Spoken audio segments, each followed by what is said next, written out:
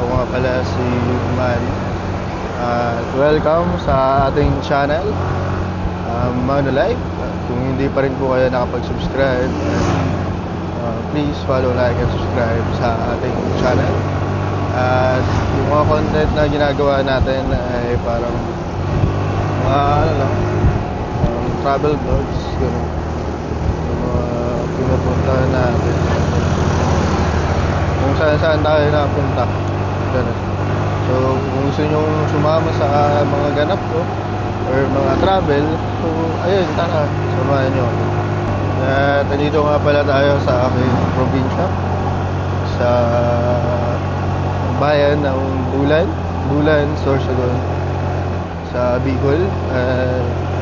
Currently 7:06 na po ng umaga. At mabuti na lang ay maganda ang panahon natin ngayon. Tayo po ay pupunta ng Naga City, Camarines Sur. Titingnan natin ngayong magbabagong taon kung ano na nga ba ang kalagayan ng mga daan dito sa Bicol, partikular na dito sa Sorsogon, Albay at Camarines Sur. So sa mga nagbabalak na mag long ride papuntang Bicol, ito yung mga maaari ninyong madaanan or ma-expect na kondisyon ng mga daan ngayong darating na bagong taon. Tara.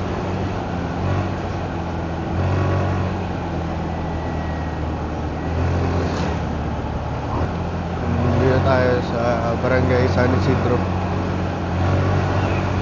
Magsisimula ang mag-vlog. Nakalimutan ko pala yun kanina, kaya ngayon na lang tayo nakapag-video. So ayun, yung currently meron tayong ETA na 12:13 PM. Meron tayong 4 hours and 30 minutes siguro na biyahe.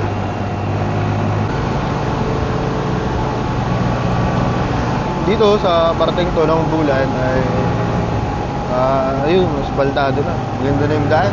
So kung pupunta kayo ng Visayas or Mindanao gamit ito, ito po yung kalagayan ng daan. Hindi na po katulad ng dati na lubak. Ngayon ay maganda na.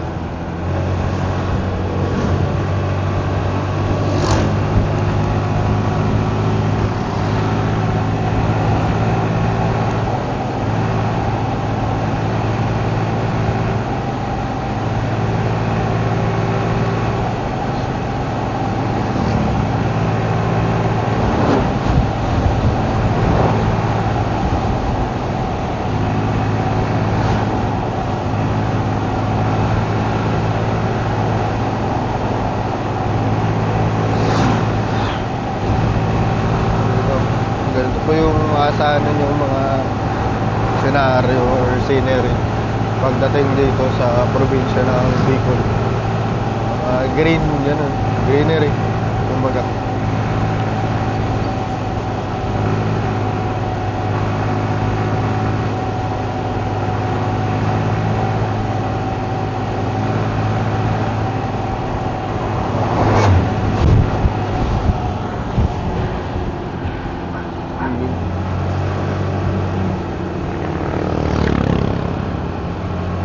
Sira ata ang ating baiso.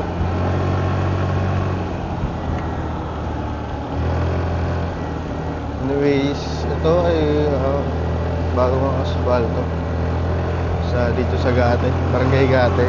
Ngayon, ano na sila, maganda na. Dati kasi pangit yung mga graba na nilagay dito. Pero ngayon, ayan, smooth sailing na. Magawa ng naka-asfalto ng matino. Hindi katulad nung dati. Ngayon, maya-maya ililiko na tayo papuntang Maharlika Highway. At babaybayin natin ang bayan ng Yerosim.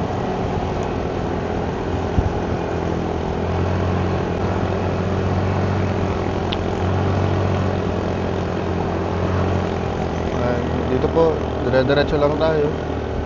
Pakanan, or kung galing kayong Manila, pakaliwa, ay Diyan po ang sakayan papuntang Samar, papuntang Alin. Yun yung Maclog Port. Tayo naman ay diretso lamang. Pumunta tayong pa Manila, northbound. Tayo ay pa Camarines Sur.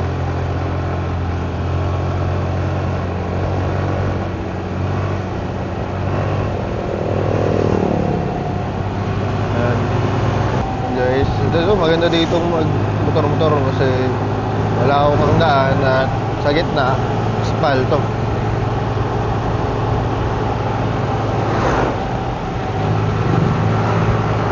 Grabe. So ayun guys, binaba natin yung ating visor.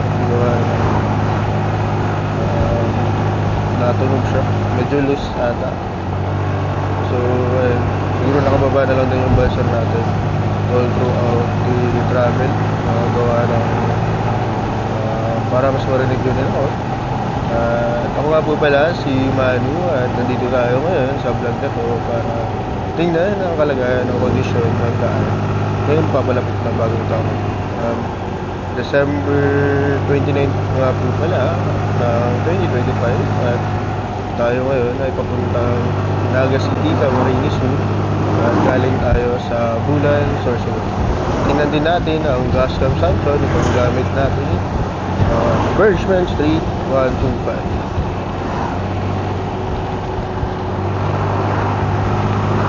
Ang ating sasakyan ay may pagkakatagalan na gawa ng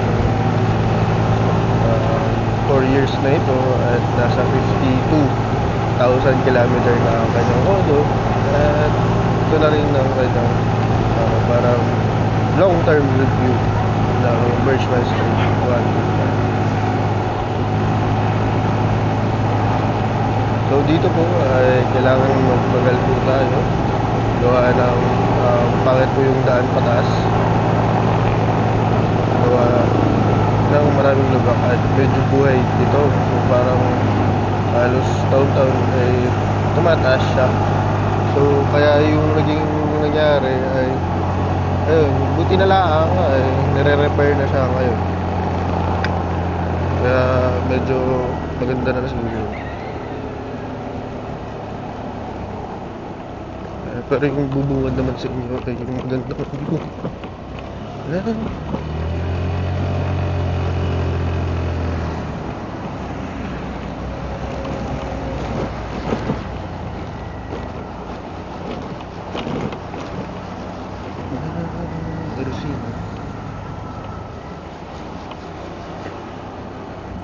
Hindi ko yung nakita.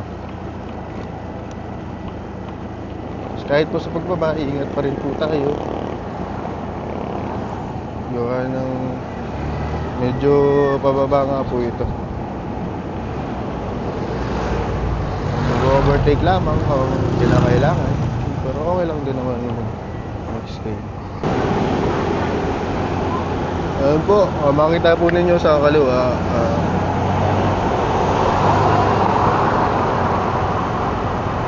Bulusan, Mount Bulusan. Isa po siyang active volcano dito sa Bicol.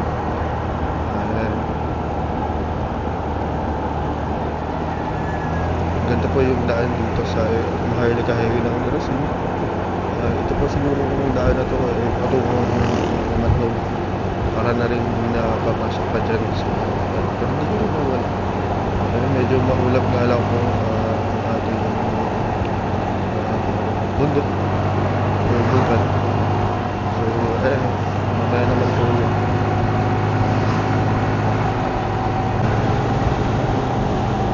Ayun, malapit na tayo sa proper or sentro ng bayan ng Quezon. Tayo ay ililiko ng Bagya pero dire-diretso.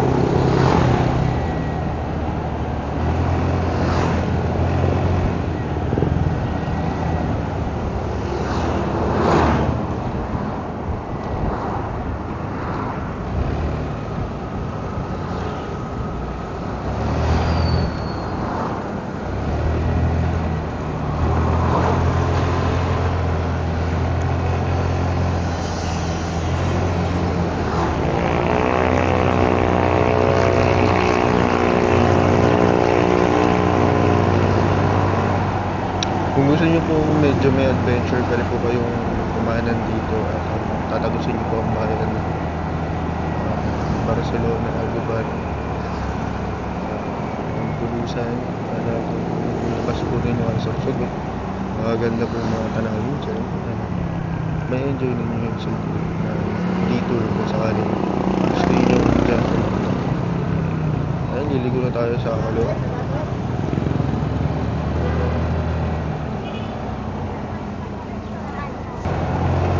So ito ay medyo mahabang straight yung daan. So siguro mag-ingat na lang din po tayo pagdating sa highway na ito. So hindi na rin talaga natin may iwasan na bumilis. Kasi nga straight siya. So baka medyo yung tingin natin.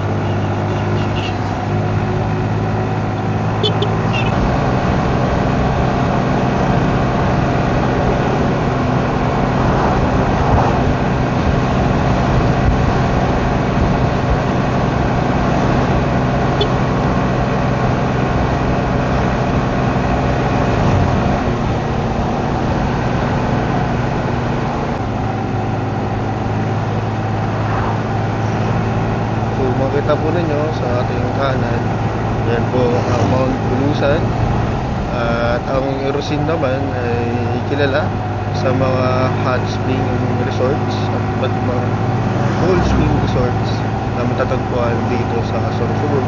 Kaya kung gusto ninyong dumayo dito sa Bicol at mapuntahan ang Sorsogon, visit nyo rin po or ilagay rin po ninyo sa inyong itinerary ang Erosin, gawa ng maraming mga resort or hot spring resort na may offer bayan na ito, gaya na lamang ng San Binoy at Modesta, gano'n, Bida, may ibang resort na pwede nyo.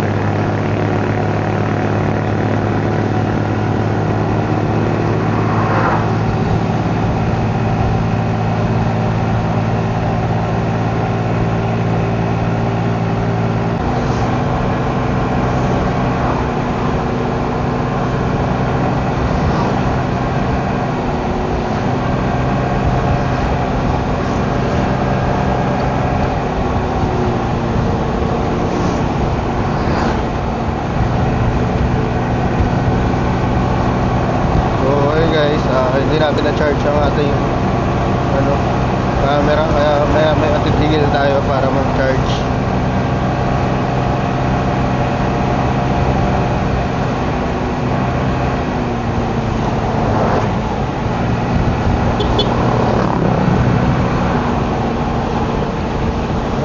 Nakakatakot naman yung lubak para sa ating camera, pero okay lang naman po ata yan.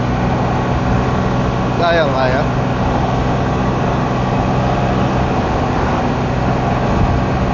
Ito po ang daan dito sa Sorsogon. Hindi man siya kasing ganda sa ibang mga region, pero sa Region 5 siguro dito na kayo medyo magaganda at makakapagmabilis kumpara sa ibang mga daan dito sa rehiyon ng Bicol. Ayun po, bagamat maganda na nga po yung mga halos daan dito sa Sorsogon, yung mga mahilan-hilan pa rin po, ganun po yung kalagayan ng daan at asfalto. Pero sa tingin nyo naman po ay inaayos na rin naman na po nila ganyan. Maganda na rin naman po sa ibang mga parte ng Sorsogon ang mga daan. Partikular na rin dito sa bandang Gubat, pero makita ninyo dito po talaga nag-i-stay hindi bang mga tracking mga truck bago sila bumawi ng Visayas o Mindanao. Dito po talaga yung laging daanan, kaya makita ninyo yung kalagayan ng ating mga daan ay apektado na rin talaga kasi wala nang ibang daan ang normally papunta sa Visayas at Mindanao kundi ang Bicol pagdating sa mga ganito mga senaryo kung baga. So ayan, nandito na po tayo sa bayan ng Huban. Expect natin na medyo may kagandahan na po ang daan dito hanggang Sorsogon City o kaya naman hanggang katapusan ng lalawigan ng Sorsogon.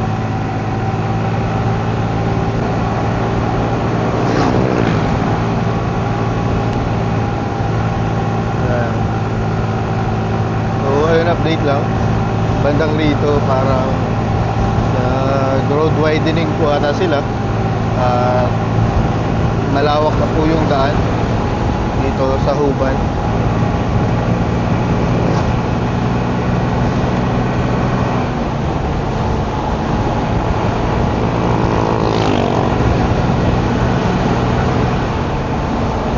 Parang pinapalawak pa nga ata nila dito bandang dito, yung mga construction pang ginagawa sa bayan na ito. Mas lalo pinapalawak nila.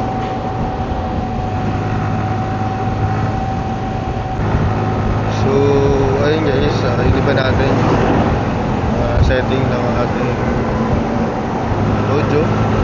Ginawa natin minus 12 audio gain. Gawa natin medyo mahangin nga dito sa bottom doon. Gawa na rin ang bilis. So medyo mahangin. So ayan, try natin itong setting na ito sa ating setup. So ayun nga pala, ang ating camera na gamit nito ay Insta360X4. Tapos ang ating mic naman ay DJI mic mini na nakakabit via Bluetooth.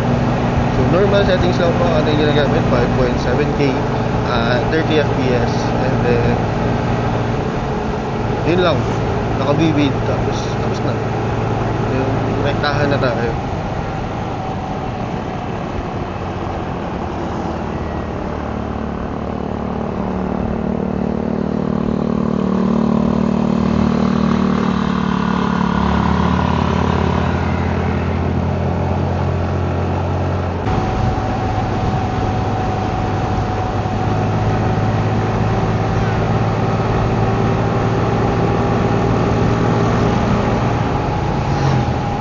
Ganito po ang daan dito.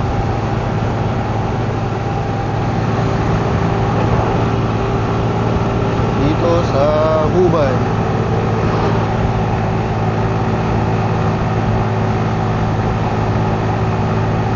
Malawak at may konti, mangilang-ilang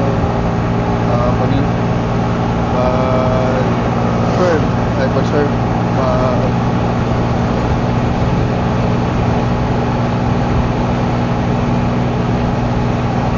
kurbada.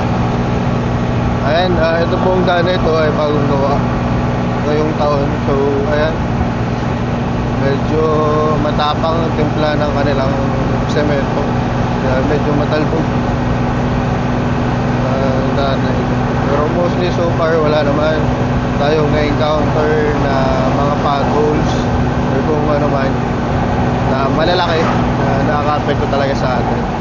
Pero baka maya-maya ay meron, hindi natin alam. So yan, tapos na rin po bridge na ito. Ay isa ito sa mga matagal na natapos na construction. Pero ngayon madadaanan na po ang 4 na linya ng bridge na ito.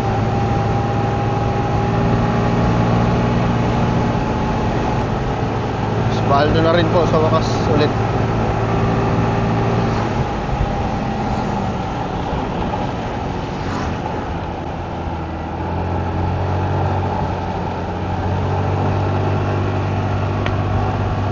Tigil muna tayo dito.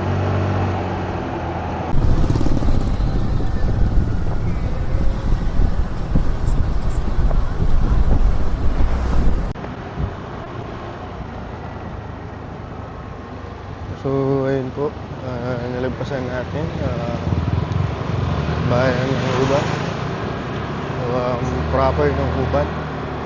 Susunod na bayan na ating madadaanan ay bayan ng Kasiguran, at pagkatapos nun Sorsogon na po.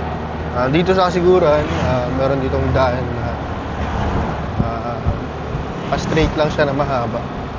So, pag gano'n, ingat na lang din po siguro tayo. No.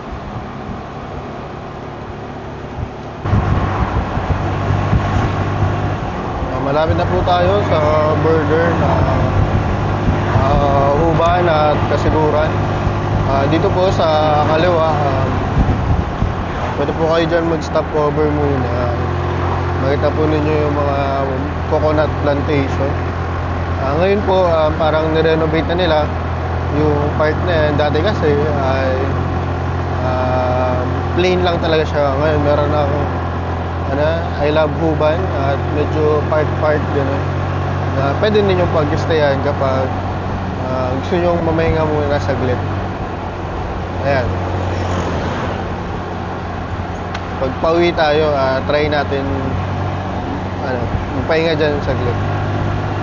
At ito po, banda rito medyo pangit ho ang daan, kaya ingat po tayo.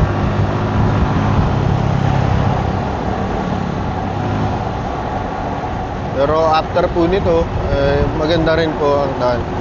Dito po nangyari yung sunog sa Ina or Mama Mary na statwa. Nasunog po siya. Ayun, sayang. Para sana magawa po ulit, ma-rebuild. Kasi maganda siya malaki, mataas, tapos magandang pag-picturean pa.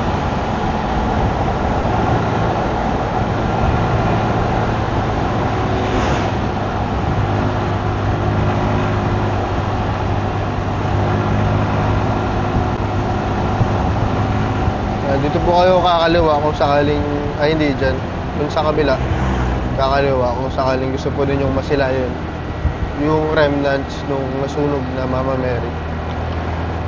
Dito po. Kakanan naman po kayo kung gusto nyo pong pumunta ng Bulusan.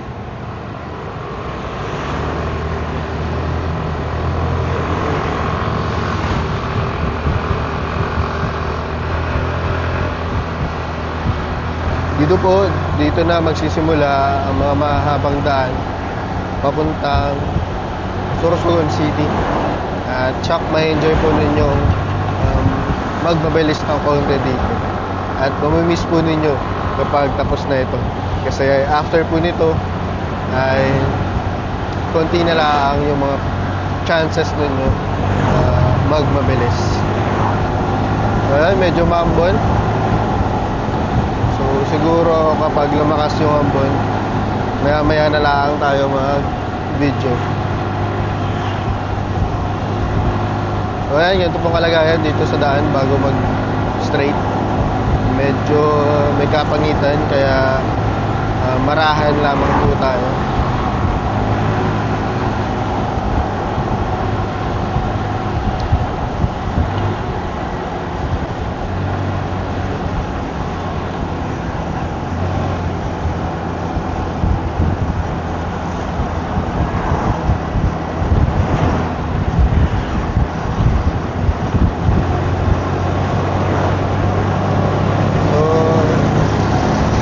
After ng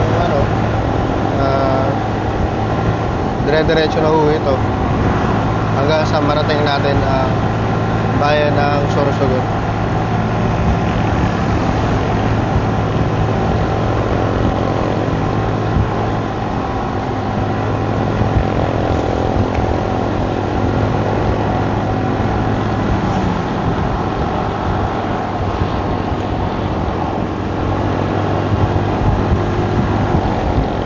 Lakas ng hangin.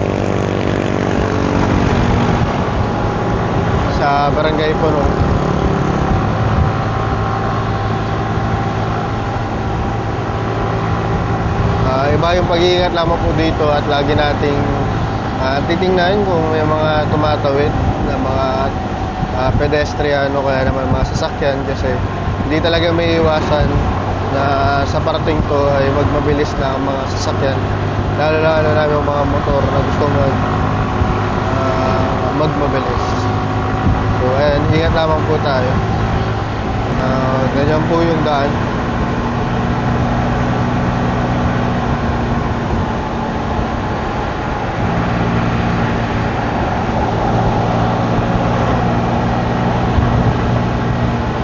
Or 89 na lang po yung sagad ng ating motor kapag gantong klase ng daan.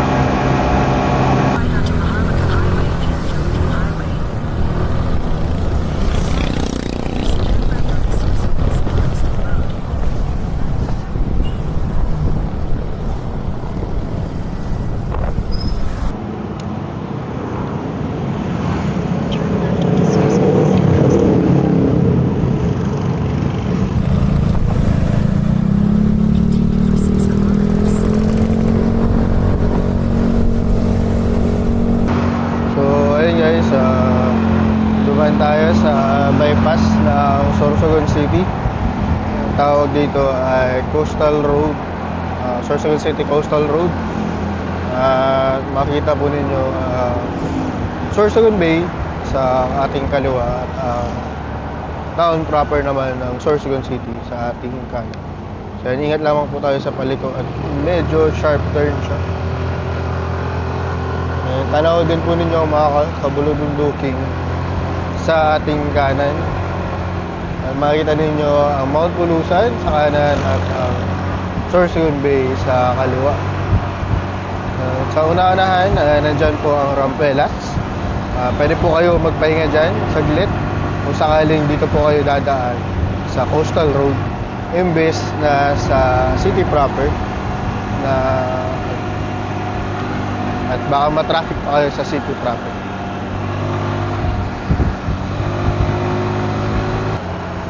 Ayan, makita po ninyo sa kanan, nandyan po yung simbahan ng Sorsogon na merong malaking dome.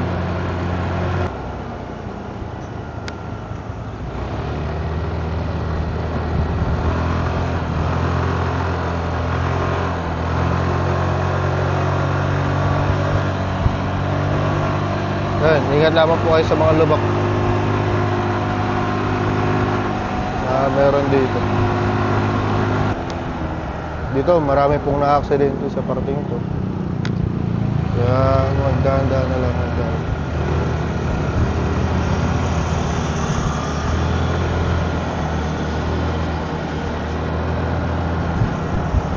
Ayun po, napakaganda ng panahon ngayon. Pero kanina, umambon lang ng konti pero ayun. Nabiyahan ulit tayo ng magandang sikat ng araw dito sa Coastal Road ng Sorsogon. Makikita po ninyo, malawak po siya at napakagandang jogging dito sa umaga o madaling araw. Guys, medyo matagtag nga lang po talaga dito at semento pa rin.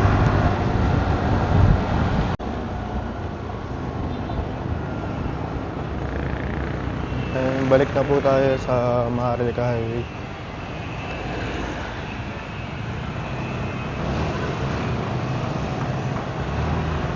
Sa kanan po ay ang Sorsogon Diversion Road.